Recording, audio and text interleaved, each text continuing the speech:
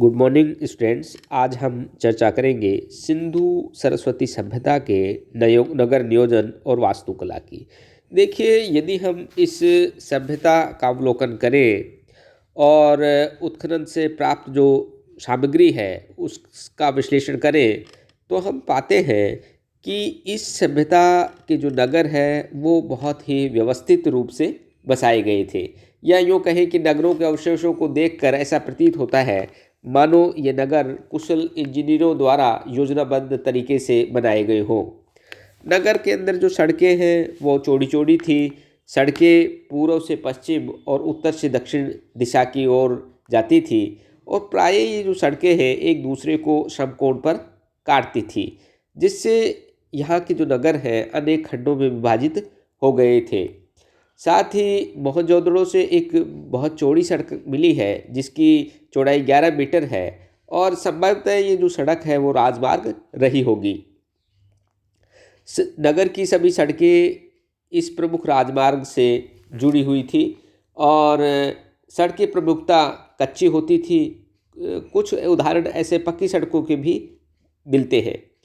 कच्ची सड़क होने के पश्चात भी सड़क की जो सफाई का है पूरा ध्यान रखा जाता था और सड़क के किनारे वृक्षारोपण भी किया जाता था। सड़क के दोनों ओर नालियाँ बनी होती थी।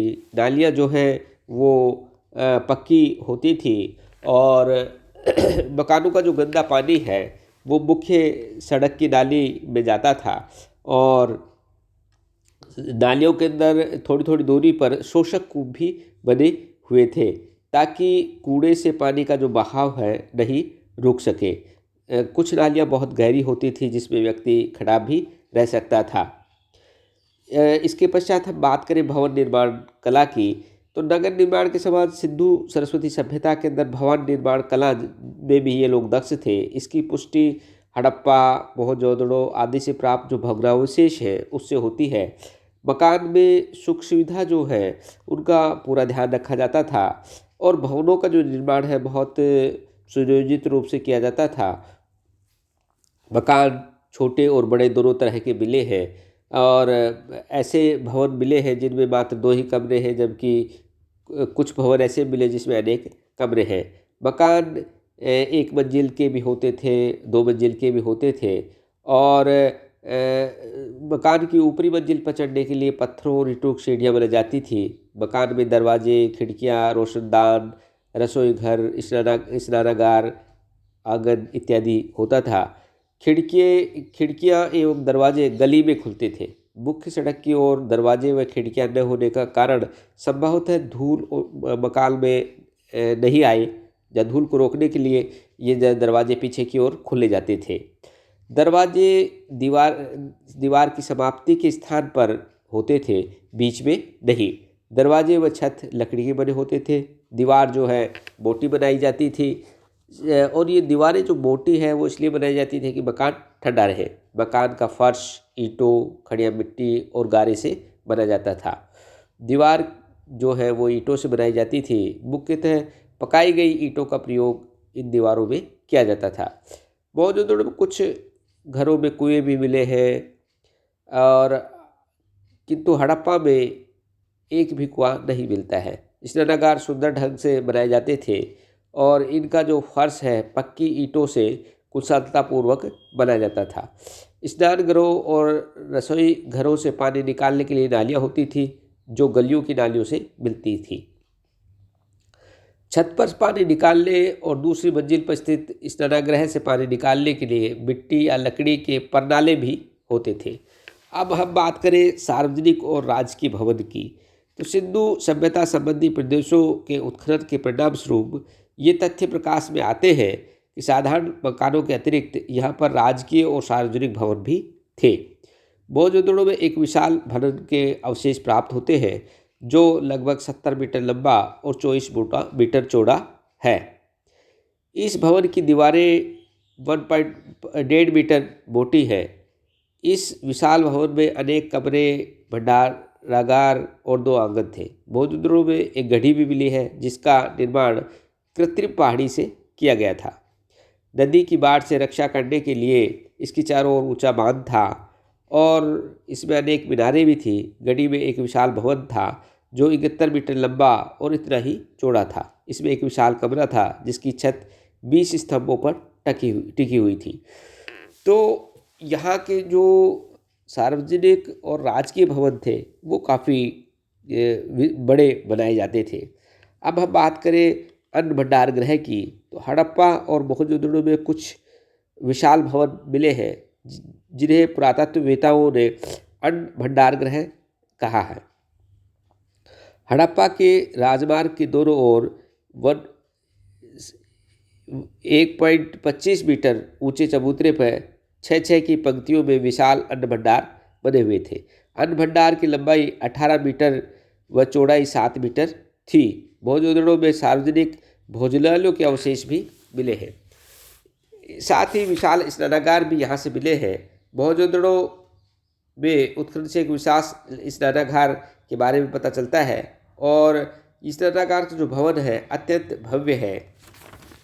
ये जो स्नानागार है ये विशाल भवन के मध्य स्थित है और भवन से बाहर 180 फुट लंबा और 108 फुट बाहर से जो भवन था ये बाहर से 180 फुट लंबा और 108 फुट चौड़ा था।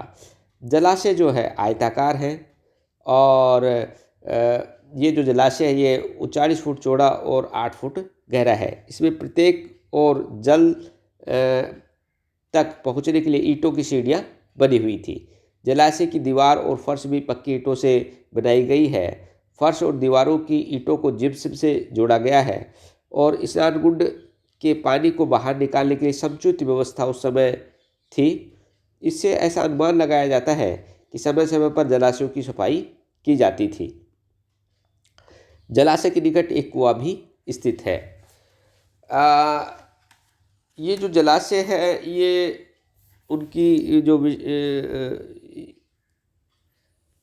उनकी जो इमारत निर्माण कला है उसका एक प्रमाण है कि वो इमारत बनाने में या विशाल स्नानागार बनाने में दक्ष थे। इसके बाद बात आती है कि सिंधु घाटी सभ्यता के लोगों की जो कला है वो कैसी थी।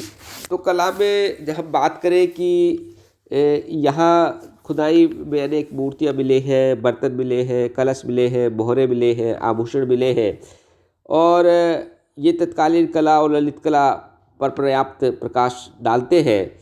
और भवन निर्माण कला की हम बात करें तो हड़प्पा और मोहनजोदड़ो के उत्खनन से जो भवन मिले हैं उनसे ऐसा प्रतीत होता है कि जो भवन निर्माण कला के कारीगर थे वो बहुत दक्ष थे। मूर्ति कला का यदि हम अवलोकन करें तो मूर्ति सिंधु सरस्वती सभ्यता के जो लोग हैं मूर्ति बनाने में कुशल थे। उस समय धातु, पाषाण और मिट्टी की बहुसंख्यक मूर्तियाँ बनी हुई हमें उत्खनन से प्राप्त हुई है। धातु की मूर्तियाँ जो है वो धातु को गलाकर सांचे में ढालकर बनाई जाती थी।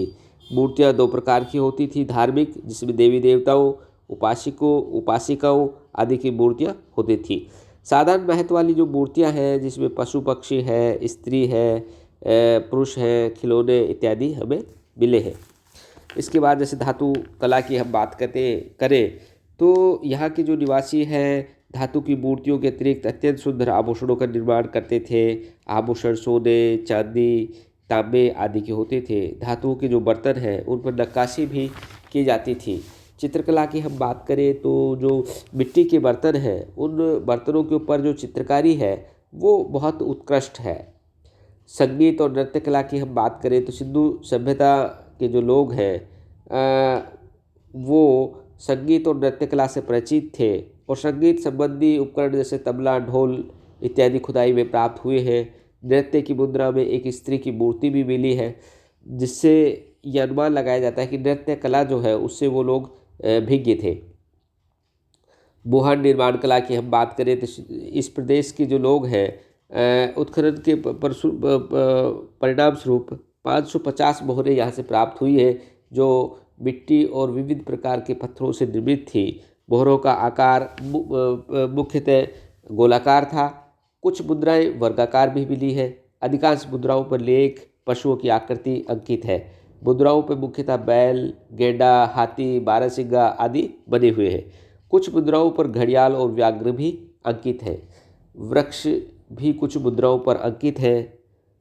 लेखन कलाओं की हम बात करें तो सिंधु सभ्यता की खुदाई में प्राप्त वस्तुएं जो हमें मिली है, उससे ऐसा अनुमान लगाया जाता है कि यहाँ के जो लोग हैं लिखने की कला से भिज्ञ थे, लेकिन अभी तक वो जो लिपि है उसको स्पष्ट नहीं पढ़ा जा सका है। इसके बाद बात आती है कि ये सभ्यता जो इतनी उत्कृष्ट थी, इस सभ्यता का विनाश या अंत कैसे हुआ। देखिए, सिंधु सरस्वती सभ्यता का अंत कब, क्यों और कैसे हुआ, इस विषय में इतिहासकारों की अलग अलग धारणाएं हैं और इस सभ्यता के विनाश और अंत के जो कारण हैं उस पर भी विभिन्न जो विद्वान हैं, इतिहासकार हैं, एकमत नहीं है। पुरातत्ववेताओं और विद्वानों ने इनके विनाश के अलग अलग कारण बताए हैं और तर्क के आधार पर उसको सही साबित करने का प्रयास किया है। इनके विनाश के कारणों में मुख्य है, एक तो जल प्लावन अर्थात नदियों में आई बाढ़। प्रसिद्ध भूगर्भ शास्त्री साहनी का विचार है कि सिंधु सभ्यता के विनाश का प्रमुख कारण जल प्लावन था। इस समय संभवतः रावी और सिंधु नदी के प्रवाह की दिशा में परिवर्तन होने या बाढ़ आने से इस सभ्यता का अंत हुआ होगा।